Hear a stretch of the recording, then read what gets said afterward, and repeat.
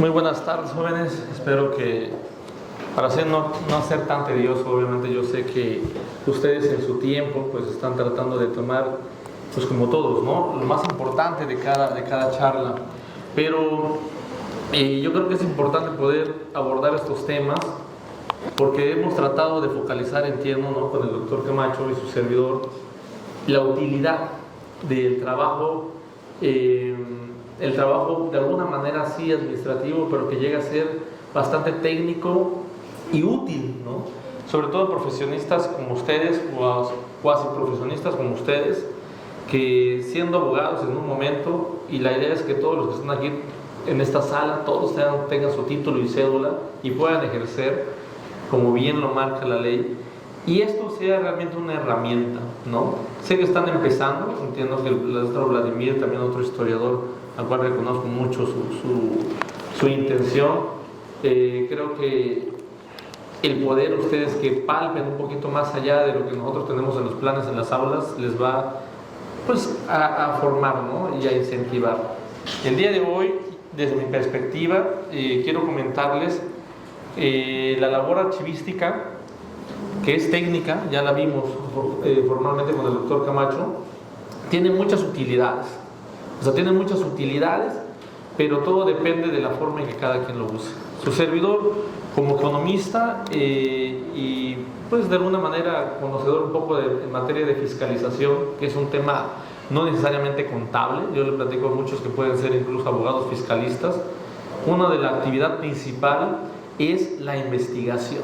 Entonces, si ustedes están aquí pensando que no van a tener que leer y no investigar, es todo lo contrario. Porque para poder investigar vas a tener echar mano precisamente de los archivos que ya existen para que tú puedas, ¿no?, realmente tener fortaleza en tu trabajo jurídico. Maestra, entonces, de archivo me tomo, ¿no? Entonces, miren, yo el día de hoy les voy a platicar sobre el papel o el rol del archivo, ¿no?, en el ejercicio de la transparencia y el acceso a la información. ¿Por qué es tan importante? ¿Y cuál es su utilidad, no? En primera instancia, yo quiero felicitar, obviamente, de manera personal y pública, el trabajo también del doctor Camacho. Es para nosotros un honor que Tapachula, en su trabajo archivístico, esté en una posición nacional. Solo Reynosa, ahorita estamos haciendo memoria, porque yo lo vi muy bien, Reynosa y Tapachula son los dos municipios a nivel nacional que tuvieron un premio nacional en materia de archivo. Por lo tanto, es muy importante la labor que se genera, que se integra, la información que se integra y que se archiva, ¿no? Entonces, partiendo de eso, jóvenes, hay un artículo en particular que ustedes deben de leer en su momento. Yo lo cité de nuevo, pero es el artículo 6º constitucional. Ese 6º constitucional ha sido el dolor de cabeza de muchos desde la trinchera de dar la información. Y este artículo no dice otra cosa más que ustedes y yo y cualquier ciudadano tiene derecho acceder a la información, en la última parte, ¿no? Y que debe estar garantizada por el Estado. Imagínense, dice textual: la manifestación de las ideas no será objeto de ninguna inquisición judicial o administrativa, sino en el caso de que ataque a la moral, los derechos de tercero, provoque algún delito o perturbe el orden público. El derecho a la información será garantizada por el Estado.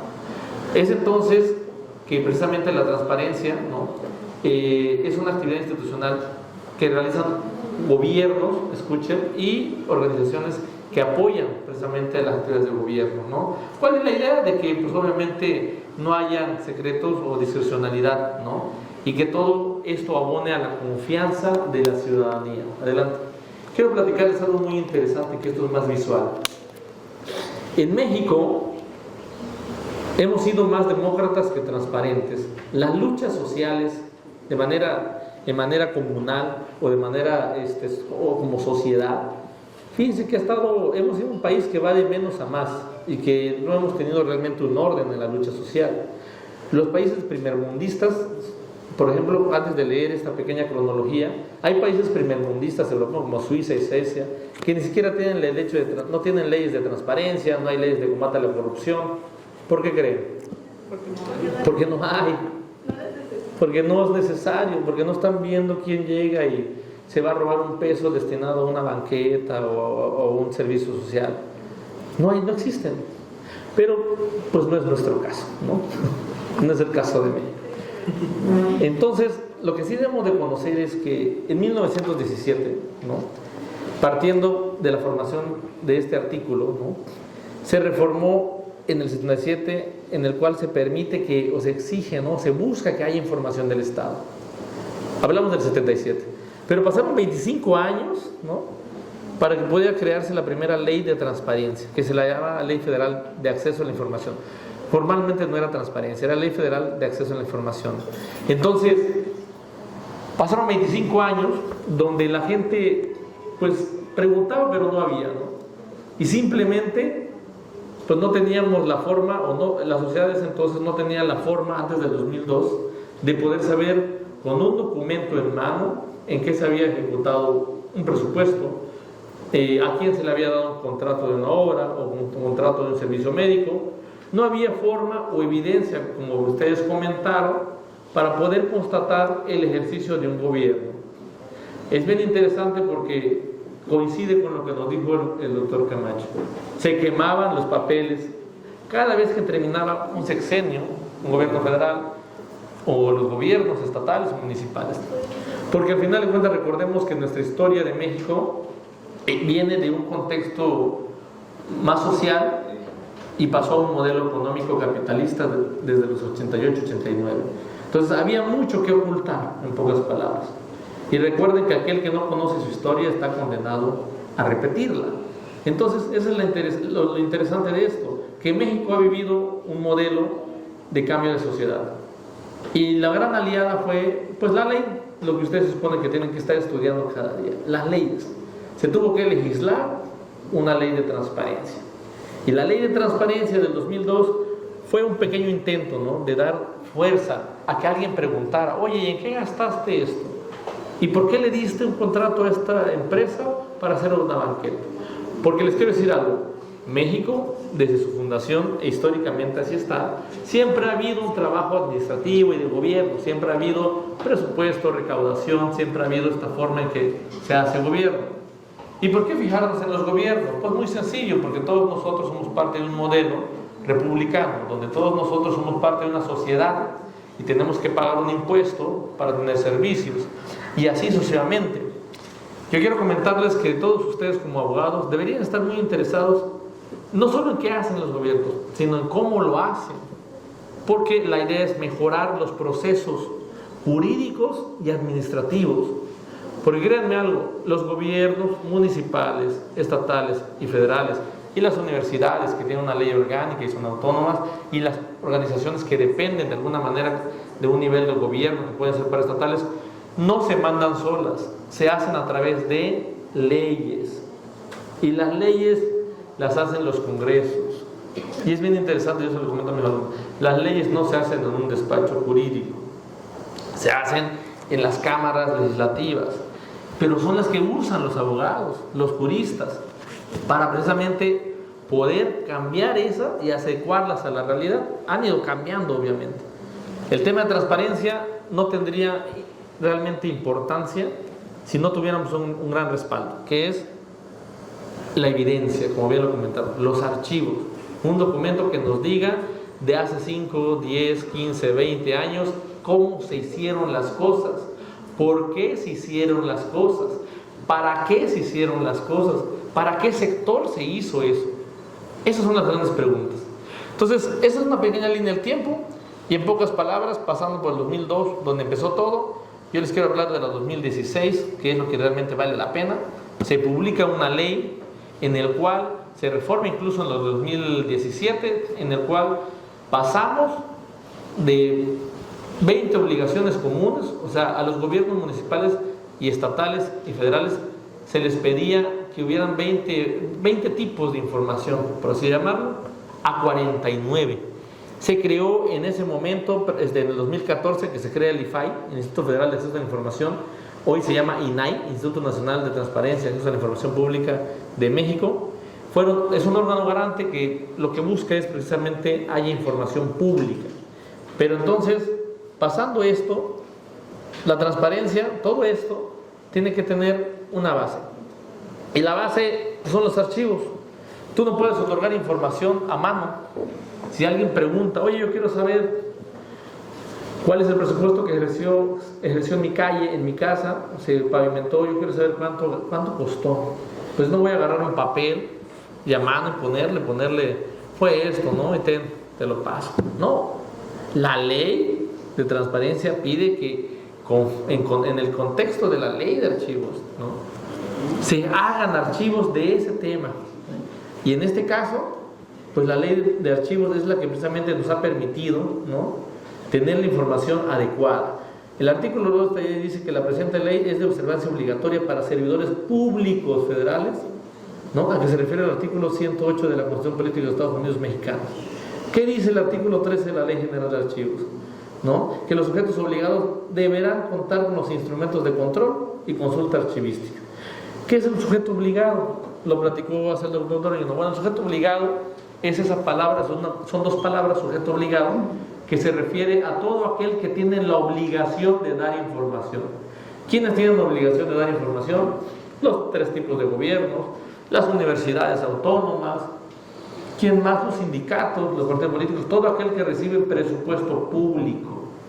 ¿Por qué? Porque ese dinero tenemos que saber qué se hace, cómo se hace, para qué se usa, con los papeles que están archivados. Lo interesante de esto es que lo podemos saber en tiempo real, desde esta administración hasta como lo ha hecho el doctor Camacho, de saber de más de 200 años atrás, porque ya se ejercía dinero, ya había recaudación de ingresos, ya se hacían cosas. No vivíamos en la selva, ¿no? Ya se hacían cosas, ya se trabajaba. Y lo interesante es eso, que nosotros no podemos pensar que simplemente los archivos sirven para tomarle foto.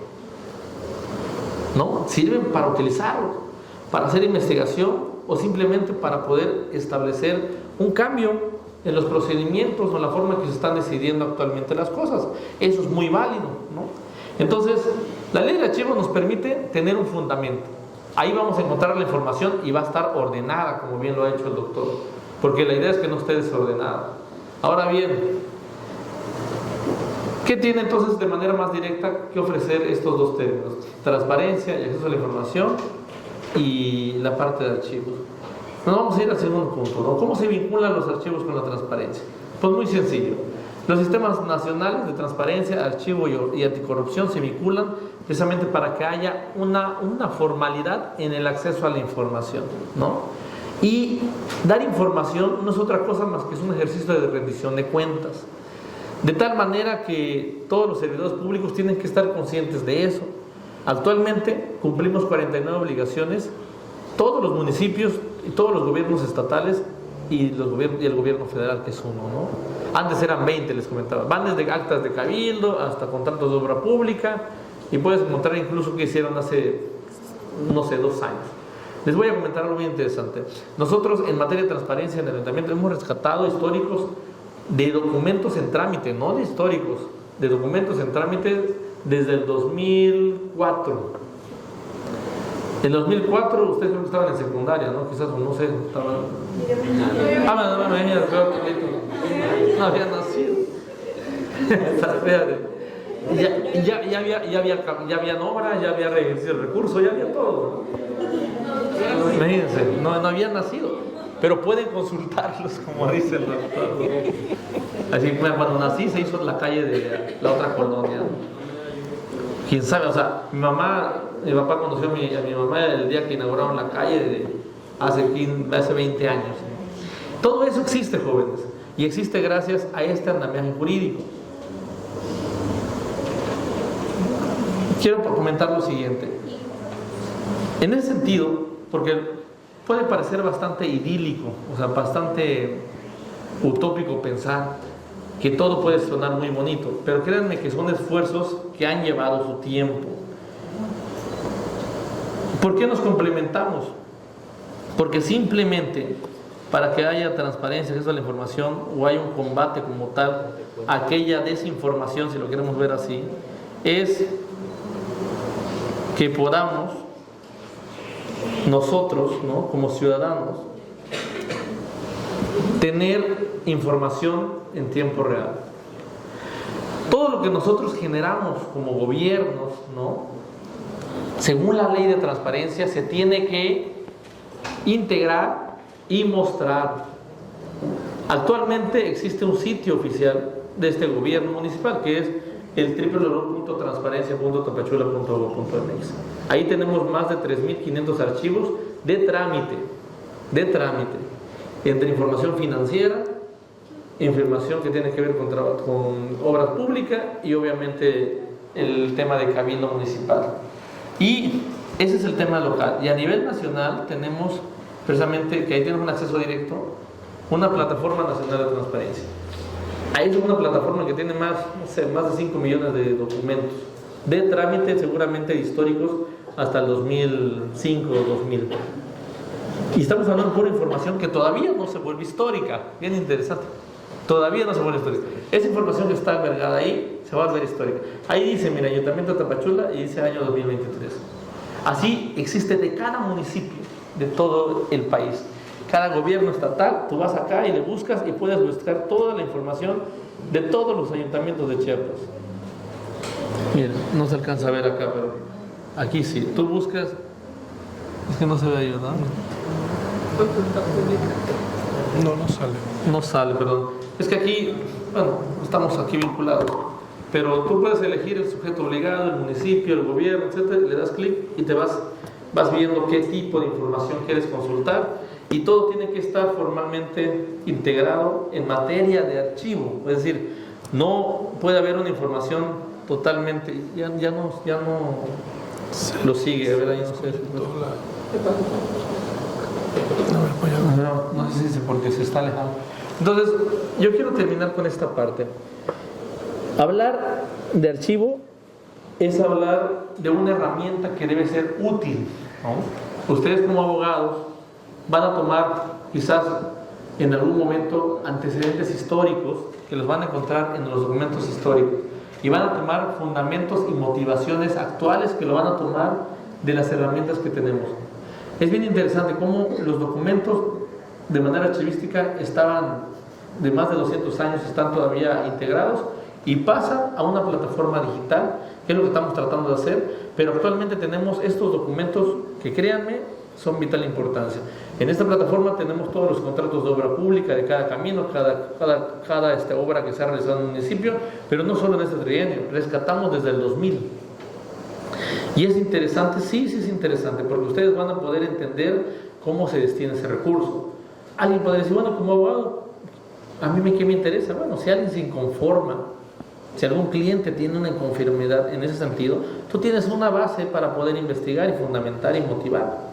¿Qué es lo que tienen que hacer los abogados? Fundamentar y motivar. ¿Qué va a pasar en algún momento que tú tengas que generar información? Va a ser una herramienta. Hoy en día, la lógica de la transparencia va en un sentido de combate a la corrupción, que es transparencia, acceso a la información y combate a la corrupción. Pero nada se puede hacer si no tenemos un sistema eficiente de archivos. Ahora, el archivo histórico no solo es una forma para poder asombrarnos y decir, oye, ¿sabes qué? Tenemos historia e identidad, sino porque de nada va a servir fortalecer nuestra identidad que viene del pasado si en nuestro presente no utilizamos la información. Ahí podemos ver, miren, hay mano aquí, se hizo ya. Tenemos este pequeño panel, enseña todas las obligaciones que se cumplen a nivel municipal y también los cumple a nivel estatal y federal. Pero para que eso se hiciera, fueron más de 20 años de lucha social. ¿Y cuál fue el bastión de esta lucha, de este tema que tiene que ver con el acceso a la información? Que haya archivos. Porque la gente decía, bueno, ¿cómo es posible que se hagan cosas de gobierno, actividades de gobierno, y no estén escritas, no estén firmadas, no estén selladas? Porque eso también ha permitido, la Ley General de Archivos y su trabajo ha permitido que también salgan a la luz problemas. Se han denunciado casos de corrupción, se han denunciado desvío de recursos, se han denunciado malas obras realizadas, etcétera, etcétera. Sin eso no podemos hacerlo.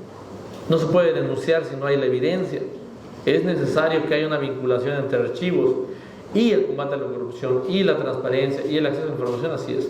Incluso yo les puedo decir algo. Los archivos que ustedes van a poder consultar a través de este panel, que nosotros vamos a poner precisamente en breve, lo vamos a hacer aquí. En esta página vamos a crear yo espero que en menos de un mes, pero estamos trabajando sobre eso, un espacio para tener precisamente archivos históricos y se consulten desde acá.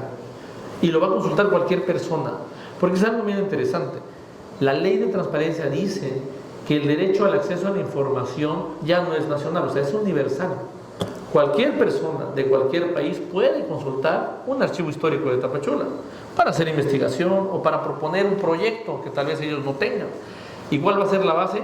Esto, un portal digital que no nos cuesta poder entrar. Indagas un documento, todos los documentos que tenemos ahí, los más de 3.500, todos son descargables. Los descargas y los imprimes, los escaneas, lo que quieras hacer, ahí está. La ley nos pide que sea así.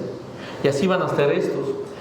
Ahora, es muy importante lo siguiente: en esa labor de investigación que tiene que tener un abogado naturalmente, es importante que tenga esa naturalidad, o mejor dicho, como dicen, naturalizar o normalizar la consulta de sitios electrónicos, porque realmente muchos tal vez no tengan la opción de poder moverse a un lugar para investigar, pero tenemos esto, ¿no? Y eso también tiene un gran recurso invertido, ¿no? Solo la manutención de un hosting está en 20,000 pesos al mes. Y la PNT, la Plataforma Nacional de Transparencia, salió más de 50 millones de pesos. Porque ¿cuál es la idea? Que no se caiga, que todos ustedes tengan derecho a entrar ahí y puedan consultar a la 1, 2, 3 de la mañana, no importa, y no se caigan. ¿Pero qué creen? Están durmiendo a esa hora, nadie entra.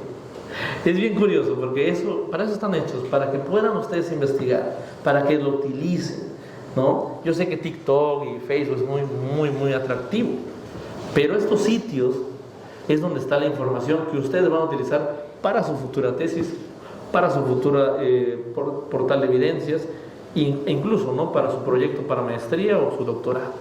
Entonces, si no conocen la realidad y el pasado en materia de archivos, se les va a dificultar mucho poder llevar a cabo pues, procesos jurídicos donde ustedes tengan que tomar la realidad. Porque no hay otra forma, jóvenes, de poder cambiar la realidad, sino que conociendo el pasado y la realidad actual, y tú poder ejecutar ahí un trabajo quizás tipo macroeconomía, yo me voy a buscar mis temas, donde tú puedas decir, bueno, tenemos estos antecedentes, esto va a pasar en materia de derecho. Se puede hacer, sí, si indagas, investigas, si tienes fundamentos básicos, lo pueden hacer. Entonces, hay un gran vínculo, jóvenes. Yo quiero hacer esto un poco breve, porque esa es la parte útil. Todo lo que ustedes puedan investigar va a estar ahí. No, a veces no necesitamos decir, qué aburrido es el archivo, porque tengo que ir a un lugar y sacar papel por papel. No, ahí está, no hay que buscar tanto. Ahora, los históricos valen mucho la pena, pero también tienen que ir, y ahí los vamos a tener. Lo asombroso sería que realmente estuviera saturada esa página, saturada, no solo la parte física. Y le voy a decir, por aquí tengo un contador, mire, tengo un contador, nada más llevo 10.800 visitas. Son muy poquitas. Hay sitios que tienen más de 1 millón de visitas. Ahí son 10.000. Y a veces son los mismos, ¿no? Eso es lo interesante, ¿no? Tenemos desde periodistas, desde académicos, y yo promuevo mucho que sean los estudiantes, porque algunos de ustedes, no sé si todos pretendan litigar, pero desde el litigio, el servicio público, o incluso que sean los futuros dirigentes de administraciones o de trabajadores en materia administrativa, tienen que saber cómo se estructuran los documentos, ¿no?, para que de esa manera se vayan también familiarizando. Pues desde nuestra trinchera es para nosotros un gusto, jóvenes, que ustedes tengan esta oportunidad de conocer estas herramientas. Esperemos que sean útiles y esperemos realmente que a partir de ellas su método de investigación, ¿no?, sus estrategias de cómo aprenden, pues sean mejores. Son sitios totalmente gratuitos, no necesitan contraseña, no necesitan nada de eso, y porque todo es público. De mi parte es todo, les agradezco mucho el espacio y ojalá puedan utilizar estas herramientas. Muchas gracias, maestro Vladimir. Muchas gracias, maestro. ¿Acá?